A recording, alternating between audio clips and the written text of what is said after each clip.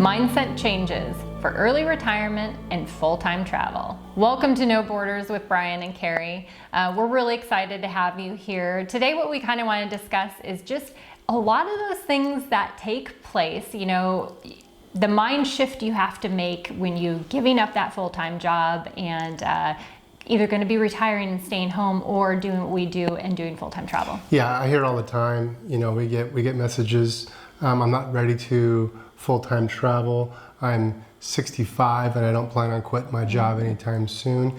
Hey, to each is their own. Fair enough. There is a mindset change that you do have to go through in order to retire. We're going to cover 10 of the main areas that we found we kind of had to make some adjustments just in how our mindset was when we were leaving our job. Now, the first area is kind of redefining your identity.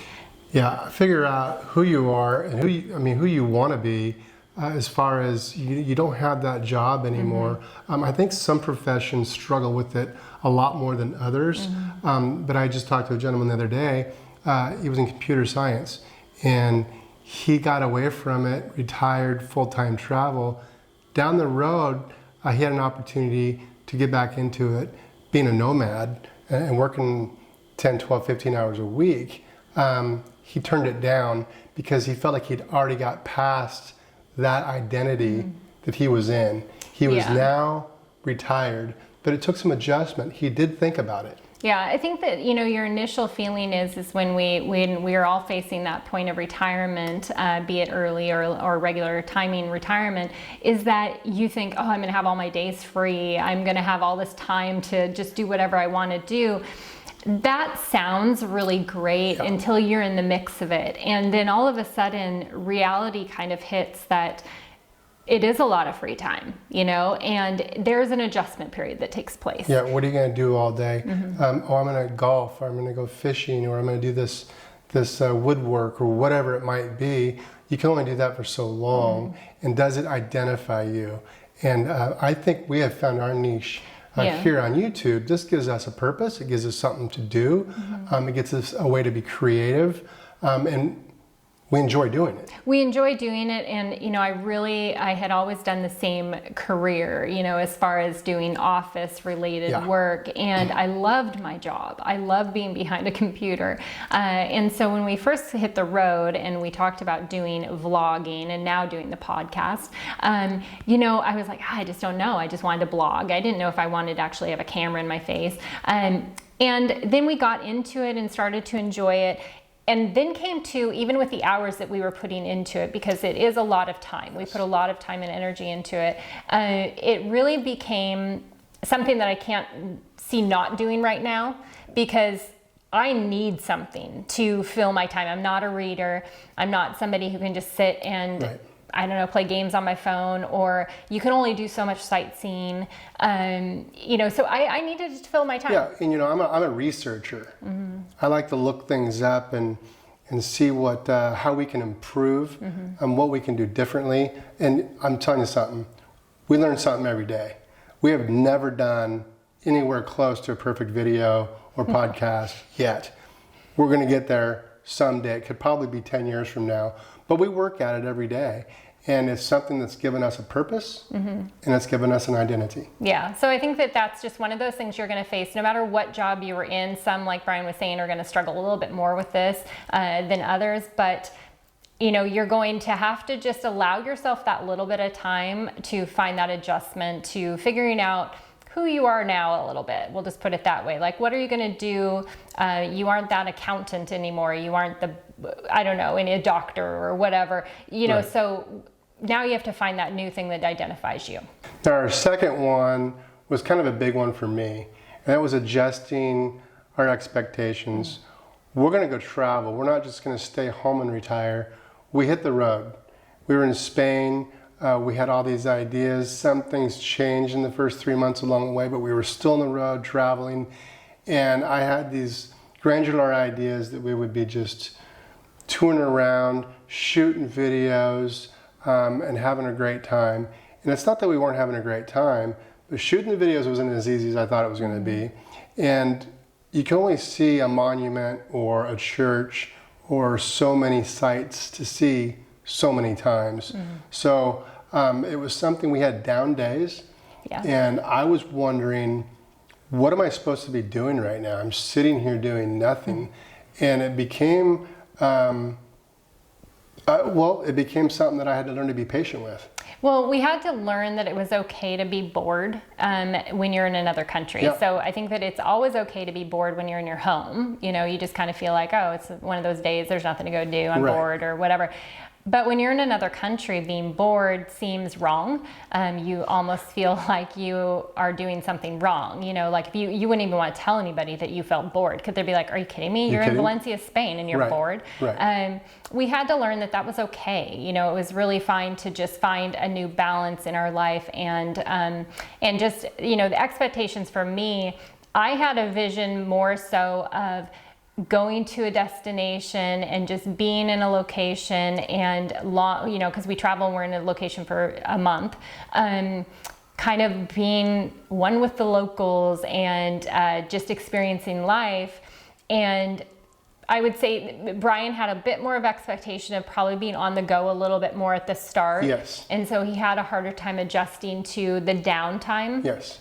And so we had to both adjust our expectations a little bit and find balance in the middle of those two, where we have maybe a little bit more busy and then some downtime, so that it's fitting our new expectations. Yeah, and you know, it didn't happen overnight either. I had to learn to stop and smell the roses, so to speak.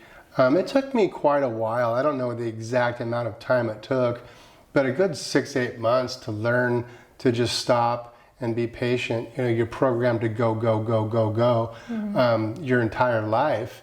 You don't just shut it off overnight. Well, and this goes for even people who say you're not going to travel full time, but you just retired. Right. You know, your expectations might be, oh, I'm going to be going on trips all the time, or I'm going to be busy working in the garden all the time, right? Whatever. Same thing. You're not going to be busy all the time. You're going to have downtime. You're going to have bored time. You're going to have time. You used to have a job that was filling, you know, 8 hours working time, but then account for the getting ready in the morning, the packing the lunch, and getting to work and getting home. You know, 10 hours of your day used to be accounted for. So it's a lot of time to fill. So I think just being open and realistic about those expectations, and knowing that things are going to change. Number 3 is focusing on your health. So I think it was easier when I was working. I had a routine, a pretty strict routine. I got up every morning, I worked out. Sometimes I would work out after work instead. But, you know, I had this routine in place. I was packing my lunch to go to work. And so I knew exactly, you know, so you're doing all your grocery shopping. I was taking certain supplements or whatever. Everything was very routine for me. And when we then started traveling, it was a lot harder to stay on track and stay healthy. You want to try the new foods. You're moving locations, so you don't go and buy a bunch of great groceries that maybe certain things that normally last a long time, you're not buying those anymore. Well, and I had my routine too. I get off work, I would go to the gym. I took classes. I had a certain time to be there. I got out that class. I went home, cooked myself some dinner. It was a routine that I was used to and that I enjoyed. Now that we're on the road, there are gyms available, but to get into a routine in a new gym once a month is difficult. And I also don't have a job anymore, so to pay for that membership isn't something that I really am eager to do.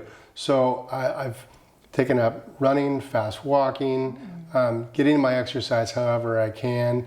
We watch YouTube videos that do a great job on getting you in shape. So we do a lot of that, but that's something that you've got to set the time to do it, because there's not a time that you're used to doing it. Right. I work out in the morning now instead of at night. It's just different. I think that it is different. You know, like I said, I was very much routine. I got up in the morning, and the very first thing I did before coffee was I worked out, and I just had done that for years. And so all of a sudden, when you are retired and you are facing that you have the entire day in front of you, in the beginning it was like, oh, now I get to, it was really comforting to break routine, right? I'll work out later. We've been routined our entire lives, and so it is, you have to kind of embrace that as well, is letting that routine go a little bit. But trying to maintain those things that are also very important and not pushing them off to the very end of the day. I have all day. Trying to maintain some type of normalcy. We are key. creatures of habit, and there's no reason to get out of those habits just because you retire or start traveling. So, and the thing is that your health is what's going to keep you retired. I mean, you work this long to get to retirement, so making sure that you maintain your health is so important. Have a few years to that. Don't let that part go to the wayside. Keep up the healthy eating and all of that. Okay, number 4, adapt to nomadic living. Now this kind of piggybacks number 3, but it's a little bit different. Right. So, nomadic living, you now have this freedom to go wherever you want. I mean, within reason. We have places we'd love to go that don't fit in our budget. Right. But, you really can up and just go. And you haven't had that before. You maybe only had a vacation time that you had allowed to you. Here, okay, you can go, but you have to be back within 2 weeks time. Right. You don't have those restraints anymore. And so it's pretty awesome. But at the same time, once again, you don't have that schedule. You don't have anything that you're working within. And so sometimes that wide open freedom seems amazing. And then as soon as you get in the midst of it, it can be a little overwhelming. So you have to kind of learn to adapt with that. Learn to be flexible. Learn to go with the flow. Learn that things might not always go the way you thought they were going to go, but be flexible with that. Because you have the time. You don't have to get it done today. You don't even have to get it done tomorrow if you don't want to. Things aren't always going to go the way that you expect them to go, so make sure you're flexible. Yeah, and I think the best example of that is when we first started, everything was planned. We had our first 3 months planned out. We actually had probably our first 6 months planned out. We had reserved our places, because in the past when you went on vacation, you want to make sure you had the perfect place that you were staying and you had everything lined up. Part of now, almost 3 years in, that we are really loving about not only retirement but nomadic life is that the unpredictability, to where we can go, we were going to go to this place in a month and a half, but let's not go there. Let's go somewhere else. Let's switch it up. Yeah, and that's the fun part of it. So, but that takes some time. It does take time to be not so planned and to just be comfortable with the unpredictability. And I think it was easier for me than it was for you. I'm an incredibly structured and planned person. She's an incredibly structured, planned out person. Even when it comes to doing these podcasts, if I get off track just for a second, then she stops me and she reels me back in. And I get it. Sometimes I need that. But I get what you're saying. It doesn't all have to be done in a day. You can be flexible. We switched it up. This last month we've switched it up. We're going to Budapest now instead of picking a different Greek island to go to. Right. We're going to head further north and experience something completely different than we thought we were going to experience just a month ago. Well, and even on top of that, we had a flight that was supposed to leave on one day, and then certain things happened with an Airbnb and things changed, and now we changed our flight and we're going 5 days early. And just that flexibility, you kind of learn to enjoy that, freedom that brings. The 5th thing is embracing cultural diversity. So often, you look back at all of your years you're working and you're kind of in the same environment every day, or at least, pretty much I was. And you didn't have a lot of newness brought in. And all of a sudden you're going to be traveling the world. And that was one thing we were super excited about was, all these different cultures and religions and customs and just in languages, just embracing that was, I don't know, to me, when we talk about like your mind and keeping your mind active and stuff, that was shifting out of the work mode, but you were going to keep your mind active in a whole different way. Yeah, you're stimulated. They call it culture shock is the term, obviously, for that. But it's more than that. It's not culture shock, whoa, I don't want to have anything to do with it. It's embracing it, getting used to it, bring it on. It's kind of how we are now. And it's how we have always been. That was part of the excitement for us to do what we're doing, was to experience those things and keep our minds stimulated. And that's something back to what we were talking about in the very beginning of this podcast, of redefining yourselves, it kind of redefined us, who we are, kind of by default because of what we're doing. Right. You know, it's funny because when they talk about retirement and they talk about, you know, some mental things that can happen, and a lot of that comes from the fact that we're not using our minds. We knew one of the things, so where we lived in our hometown our entire life. I could shut my eyes and drive myself to work. I knew every single place in that area. And for the last year that I was there, I just kept saying to Brian, like, I'm so sick and tired of seeing the exact same thing I've seen my entire life. And, you know, so there's a lot of people that do Sudoku puzzles or whatever to keep their mind engaged. We knew that as soon as we got onto the road and started traveling, or our hopes was, we were going to be engaging our brain every single day. Each place we move to has a different currency that we're dealing with. You're dealing with different location of everything. Well, different languages. Different languages. Just trying to read a menu. Navigating the map, where to go. And so we don't have to do those Sudoku puzzles. You know, we can just live our life the way we're living it in each place. And then when we move to our next place next month, it starts all over again. And you're engaging all of that again. So it's kind of worked in right there, your mental health, keeping it good and strong. Keeping your mental health real. Never thought I'd ever edit videos or become a video editor, so to speak. Amateur, I get it. But it's something that keeps me thinking constantly. Well, it's a complete learning process anytime, yeah. Number 7, this is my favorite one. Out of all of these, this probably should have been number 1. If we were to put them in order, this would be number 1 in my book. Stay present, stay in the moment. I catch myself all the time, and I tell Carrie, gosh, I can't wait until we get to Budapest. Don't do that. Slow down and enjoy where you're at, because where you're at's going to be gone before you know it. So that's something that I constantly work on. I think of things that we're going to be doing 6-8 months from now and get excited. Stay in the moment. Right. And it is very easy to, you know, and we've kind of learned it's okay to look forward to those future things, because obviously you're going to look forward to them. But we would kind of find ourselves getting lost in the looking forward to it and not just enjoying where we were right now. And even with that, enjoying where we are right now, sometimes we're not crazy about where we are right now. Maybe it's not our favorite location we've stayed in. Yep. But we have also very much learned we're also living in a place that a lot of people would love to have the opportunity to do what we're doing. And we really try and just take it all in for what it is. You know, it doesn't have to be your favorite place. You may never come back here again. But we are living in this other country, in this town, enjoying their culture, enjoying their food, enjoying all of it. So yeah, I think staying present has been a learning curve for us. In the beginning, we were always anticipating the next step. The next step, right. And we've learned, and this also isn't something that happened overnight. This is something that we've talked about recently. We've been doing it for 3 years now. Yeah. Let's not think about that right now. I haven't researched anything about Budapest at all.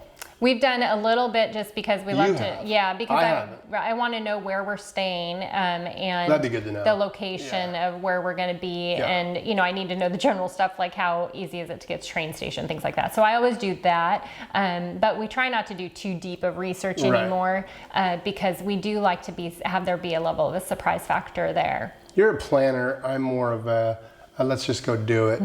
Yeah, and sometimes that doesn't work out for me so well.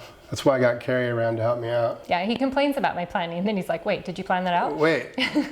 Number 8 is budget wisely. Now, I don't care where you're retiring to. This is a really important one. So, you know, make sure that you're staying within your budget. Make sure that you have done as much research as you possibly can, and just maintain the budget that you're in. And I know that I can't say we've struggled with this. We've made adjustments.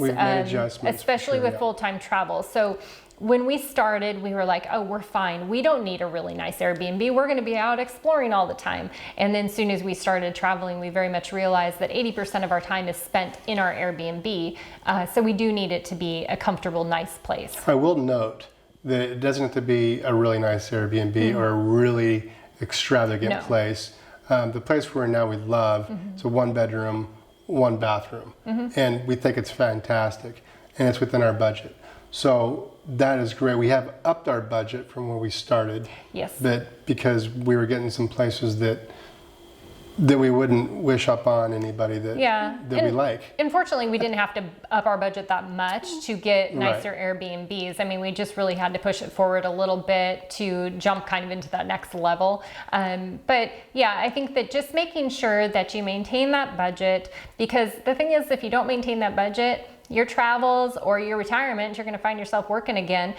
Just make sure that you stay within that budgeted area and make those adjustments as necessary. And we have done, we may travel to an area that is more expensive. Say we did 3 months through Italy, and that was definitely expensive. Right now we're in Greece. It's not cheap by any means.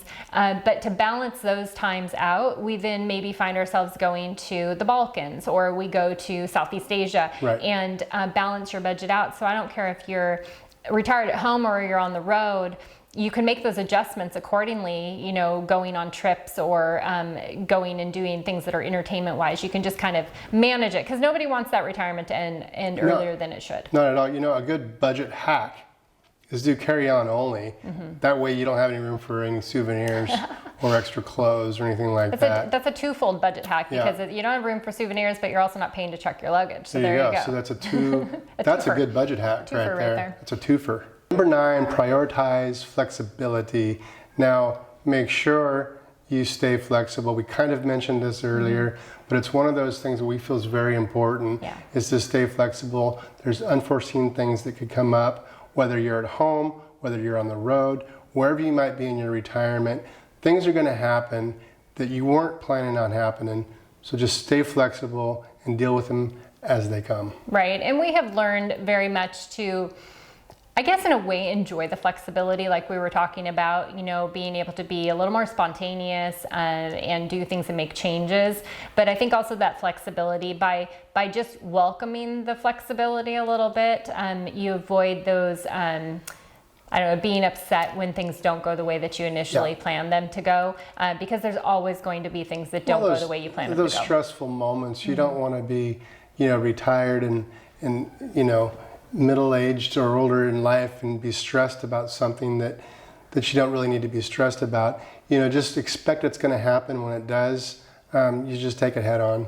Yeah, and I mean, we've had places that we have planned to go for, say, our next 4 months out, 5 months out, and we have, not really last minute, but within a couple months of going there, completely changed plans, because maybe we find out that the Mexico was having the major seaweed problem, or we might have another area and they're having some other issue going on. Or you have to get your teeth taken care of in Turkey, so we have to go back to Turkey 3 times in the course of 5 months. So we changed our plans, and Carrie was beside herself. She was so, oh my gosh, what are we going to do? What are we going to do? And I came in and I said, hey, listen, you just swooped right in. All we need to do is prioritize our flexibility and we'll be fine. We'll just make some adjustments. We'll put those plans that we were going to do on the back burner, and we'll head back to Turkey and get it taken care of. That's a true story. It is. Most of it. Most of it, not the part where she was Twitter-pated, but the part where I came in and saved the day. I think that is one area that in the beginning we would have been like, oh my God, our plans are changing, and that would have stressed us out a lot more. And so that is just kind of learning curve, I would say. But you do just have to learn to be flexible, because one thing we have very much learned is everything is changing all the time. We've been in locations where we're kind of a little close to where war breaks out and we have to make some adjustments. And we had plans to go to an area as well, had reservations, and last minute had to make changes. So if you're not flexible, those things are all going to seem like really big issues, that when all those big issues continue to add up, you may decide, I just don't want to do this anymore. But if you become just flexible and learn how to just kind of go with the flow and realize that at the end of the day, it's all going to work out. It's all going to be fine. You're going to figure it out. It is going to save you a lot of grief. It's a mindset. And yes, I did use Twitter-pated in a sentence. You did. I want to make note of That's that. reaching. Yes. Now, the last one, number 10, is manage loneliness and finding community. Now, this is something that we have each other when we're traveling, so that helps tremendously. There are plenty of people that look to do the kind of travel that we are doing, or even if you're retiring and staying home, say, you're now losing that community that you had when you went into work every day, and for us, we're on the road. When we first started, we were in Spain. Not a lot of English is spoken whatsoever, and so we went for, other than when Brian's daughter and sister came and visited us in Sevilla, we really didn't speak English to anybody other than each other, and phone calls back home to family for 3 months. So it can become a little lonely. Now, that was at the beginning of our travels, though, so we've learned a lot since then. Yeah, we've learned a lot since then. We're more, I'd say we're more chatty with the locals maybe than we were at the time. We were intimidated at the time. We actually did a video on being intimidated as you're on the road. And at the time, I think we've adapted to that. We stayed flexible. We did. We stayed flexible. We did all these things that we were talking about here. That we're talking about. So it all worked out in the end. Yeah, but there are a lot of ways that you can plug yourself in, right? So even if you're at home or you're on the road, find those different groups that you can get involved in. There's plenty of expats group on the road that you can get involved in. So say you're heading to a new location, look online and see if you can find a group that you could join and meet. They do a lot of meetups and things like that. We have a Facebook community, or we have a Patreon community where, we just want to see that grow and build into a group of people that ask your questions. Ask your questions, but also share your experiences, where you're going to be, hopefully have meetups with other people. If you're interested in looking into that, we will have the link down below. But, I think that there are a lot of ways that you can get yourself involved so that you don't feel alone. Yeah, you're absolutely right. Sorry to cut you off there. We have each other. I'd be interested to hear from the solo traveler out there, because I know there are some of you that listen and watch. How do you get involved in your community, or what do you do to curb the loneliness? Right. We went to one of the last stops that we were at. We were in Fethiye, Turkey, and there was, for instance, our favorite bar that we found, and not for this reason, but it was probably a little bit more of kind of an expat bar. So not that it had that name at all, but it was where a lot of expats went. And so it was the Karma Bar, and they had $3 beers. That's why we went. That's why we initially went. There happened to be expats. And then there just happened to be a lot of different people that we would meet there that spoke English and that we would sit and have conversation with. So I think that finding those locations wherever you go, because there are these places wherever you're going to, will help kind of ease that as well. But yeah, I just think that plugging yourself in to some kind of community, some kind of, group that you can do some meetups with is gonna take it a long ways. Yeah, find a local pub. There's expat pubs too. And you know what? The people in the travel community, like the one we're in, they're always eager to talk. They're always eager to share their story.